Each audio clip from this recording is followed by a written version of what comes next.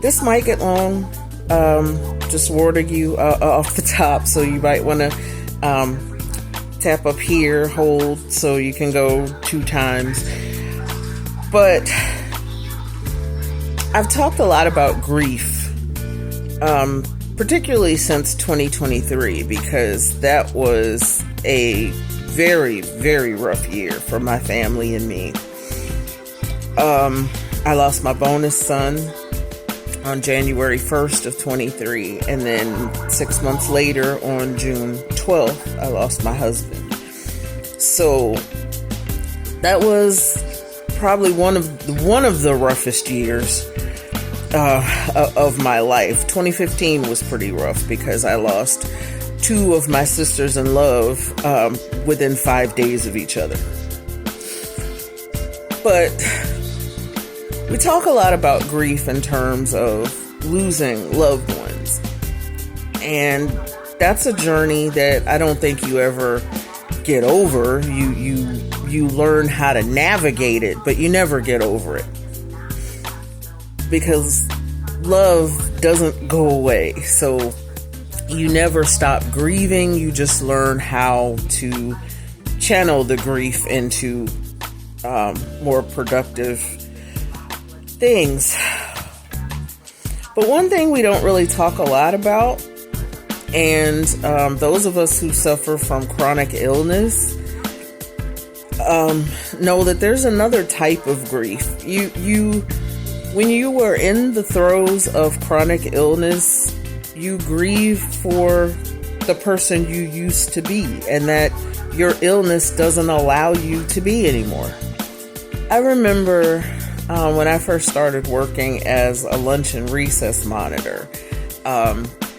First shift, I was with the pre-K class. Second shift, I was with the third graders, and I loved working with my pre-K class because I kind of coordinated with their teacher.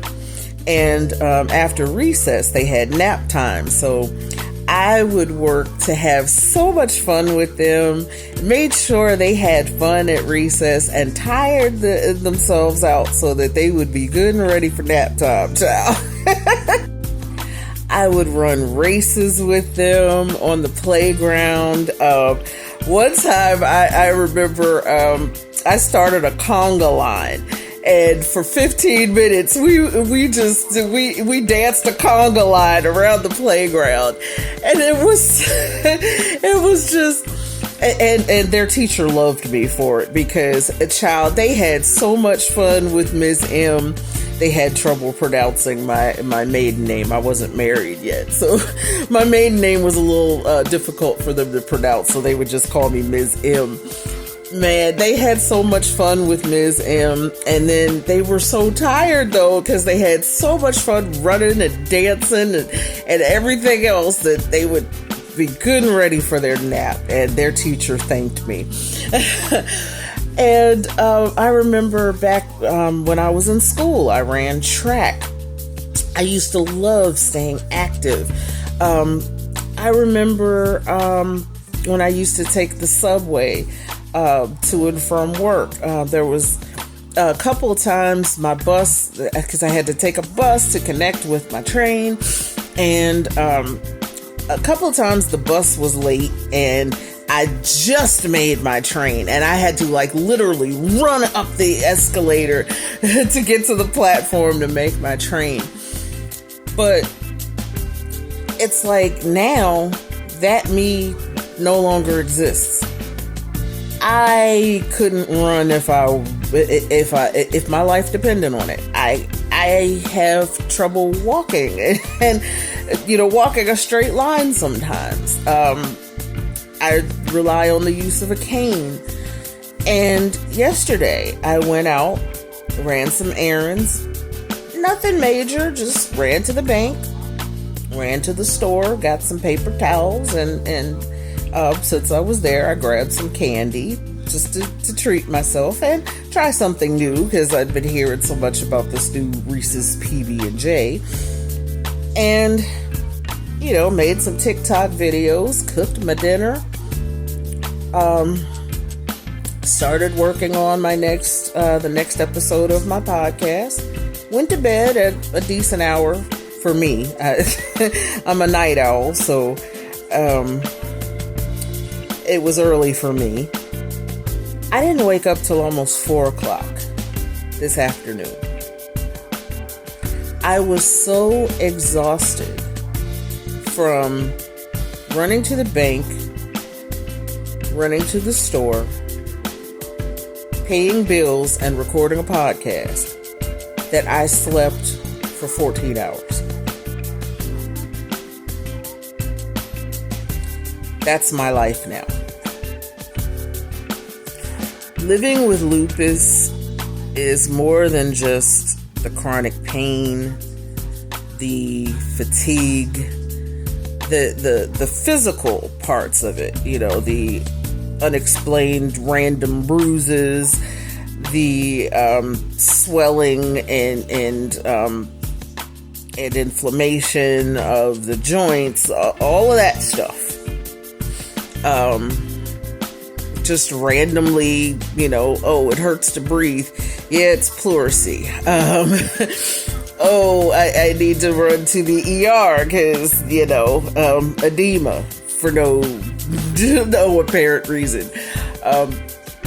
It's living with all of those things, but it's also the emotional toll of,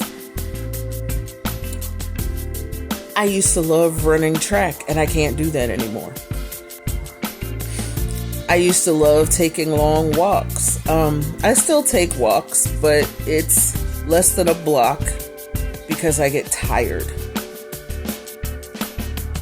And it's not every day anymore. I used to take a walk every single day, rain or shine. If it was raining too hard, I had a treadmill at the time. I would just walk the treadmill for 20 minutes. I gave the treadmill to my bonus daughter because I was moving and I don't have room for it in my apartment. But even if I still had it, I wouldn't be able to walk it more than a minute without tiring myself out. It's that part of it. It's missing the old me, missing the me who used to be able to run upstairs. And now it takes me a good 5 minutes just to walk up the short flight of stairs I have to go to get from the front door of my building up to my apartment.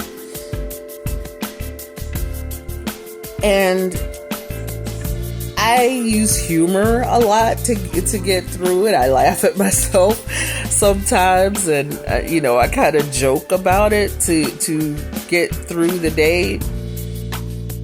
But sometimes it's hard. Sometimes I miss the old me a lot. Sometimes I feel like giving up.